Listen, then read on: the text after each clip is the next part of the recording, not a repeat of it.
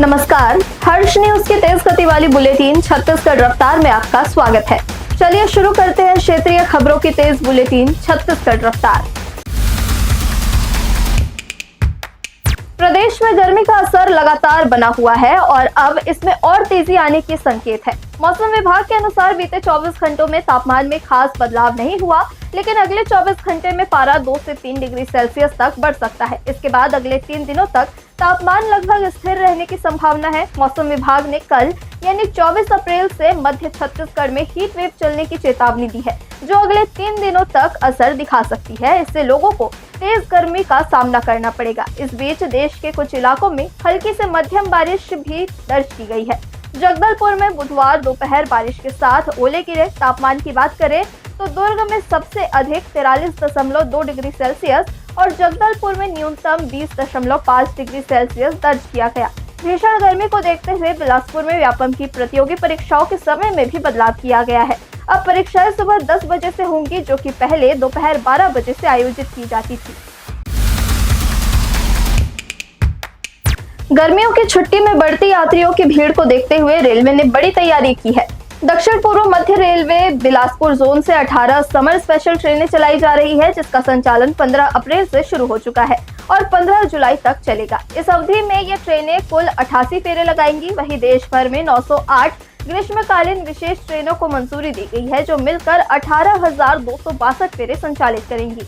Railway प्रशासन के मुताबिक बिलासपुर जोन से मंजूर 18 स्पेशल ट्रेनों में से 13 का संचालन शुरू हो चुका है, जबकि बाकी ट्रेनें चरणबद्ध तरीके से जल्द ही चलाई जाएगी। ये ट्रेनें प्रमुख गंतव्यों के बीच चलेंगी, जिससे लंबी दूरी के यात्रियों को राहत मिलेगी। बिलासपुर रेलवे मंडल ने 14 ट्रेनों को बहाल कर दिया है। ये ट्रेनें अब 23 अप्रैल से 27 अप्रैल तक अपने निर्धारित समय पर चलेंगी।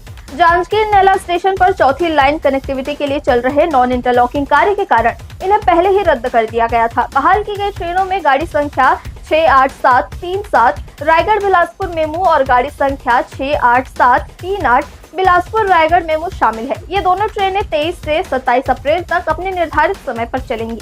इस प्रकार गाड़ी संख्या 68736 बिलासपुर रायगढ़ मेमू को 22 से 26 अप्रैल तक और गाड़ी संख्या 68735 रायगढ़ बिलासपुर मेमू को 23 से 27 अप्रैल तक बहाल किया गया है। सरगुजा में पेट्रोल डीजल के पेट्रोलियम कंपनियों द्वारा सप्लाई नहीं दिए जाने के कारण संकट की स्थिति बन गई है। संभाग में बीपीसीएल के 95% पेट्रोल पंप बुधवार तक ड्राई हो गए हैं। इंडियन ऑयल व एचपीसीएल ने सप्लाई लगभग रोक दी है। बसों व ट्रकों को लिमिट में डीजल दिया जा रहा है। इससे संकट गहरा गया है। पेट्रोलियम डीलर्स एसोसिएशन ने सरगुजा कलेक्टर को ज्ञापन सौंपकर हस्तक्षेप की गुहार लगाई है। सरगुजा में करीब एक पखवाड़े से पेट्रोल पंपों में पेट्रोल डीजल की कमी की स्थिति बनी हुई है। 2 दिनों से संकट गहरा गया है। बीपीसीएल ने पेट्रोल डीजल की सप्लाई पूरी तरह से रोक दी है। इसके कारण बीपीसीएल ने 95% पेट्रोल पंप ड्राई हो चुके हैं। राजधानी में दुर्लभ वन्य जीव पेंगोलिन की तस्करी का मामला सामने आया है। वन विभाग ने स्कूटी से पेंगोलिन लाकर बेचने की तैयारी कर रहे एक इलेक्ट्रीशियन और एक ठेकेदार को गिरफ्तार किया है। आरोपियों से 15 किलो वजन का जीवित पेंगोलिन बरामद हुआ। दोनों एक सप्ताह से इसे ऊंची कीमत पर बेचने के लिए ग्राहक तलाश रहे थे।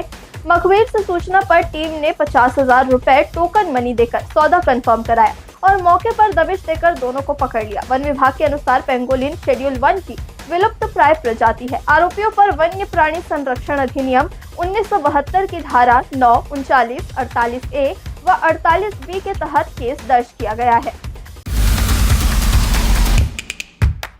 राज्य में सरकारी नौकरियों की चयन प्रक्रिया में बड़ा बदलाव करते हुए प्रदेश सरकार ने छत्तीसगढ़ कर्मचारी चयन मंडल अधिनियम लागू कर दिया है।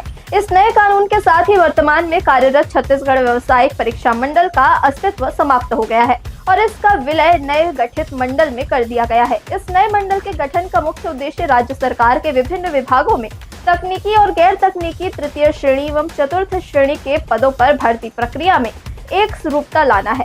यह मंडल न केवल सरकारी विभागों बल्कि वैज्ञानिक निकायों में मंडल और प्राधिकरणों के लिए भी सीधी भर्ती की परीक्षा, साक्षात्कार और कौशल परीक्षण का आयोजन करेगी।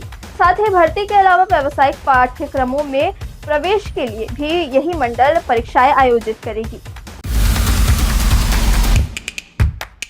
छत्तीसगढ़ के कोरबा में पति ने पत्नी का चाकू से सिर धड़ से अलग कर दिया। इसके बाद कटा हुआ सिर लेकर गांव में घूमता रहा, फिर कटे हुए सिर को बोरी में रख कर बैठ गया। गांव वालों ने इसकी सूचना पुलिस को दी। पुलिस पहुंची तो बोला, सर इसकी मुंडी मैंने काट दी, मैं इसको बहुत प्यार करता था, अपनी जान से ज्यादा, इसलिए इसे चाकू से काटा हूँ। आरोपी ने पुलिस को बताया कि पत्नी उसके कैरेक्टर पर शक करती थी, इसके कारण आए दिन विवाद होता रहता था। घटना के समय भी दोनों ने शराब पी रखी थी। चरित्र शंका को लेकर फिर दोनों के बीच विवाद हुआ। इसी दौरान गुस्से में पति ने पत्नी का गला काट दिया। छत्तीसगढ़ शिक्षा विभाग में अनुशासन का डंडा अब और भी मजबूती से चलने वाला है। लोक शिक्षण संचालनालय ने प्रशासनिक शिथिलता को खत्म करने के लिए विभागीय जांच की प्रक्रिया में आमूल-चूल परिवर्तन करते हुए डेडलाइन का कड़ा पहरा बिठा दिया है। संचालनालय ने साफ किया है कि अब जांच के नाम पर फाइलों को सालों तक धूल खाने के लिए नहीं छोड़ा जाएगा। बड़े प्रकरणों की जांच 6 महीने तो छोटे मामलों की जांच 3 महीने के भीतर पूरी करनी होगी। ऐसा इसलिए किया गया है क्योंकि कई मामलों में जांच की गति इतनी धीमी होती है कि जिम्मेदार अफसर रिटायर हो जाते हैं। डीपीआई के इस रुख से स्पष्ट है कि विभाग अब केवल शैक्षणिक गुणवत्ता ही नहीं बल्कि प्रशासनिक पारदर्शिता पर भी ध्यान केंद्रित कर रहा है। छत्तीसगढ़ रफ्तार की आज की बुलेटिन में बस इतना ही। अपने आसपास की खबरों से जुड़े रहने के लिए हमेशा बने रहे हर्ष न्यूज के साथ। नमस्कार।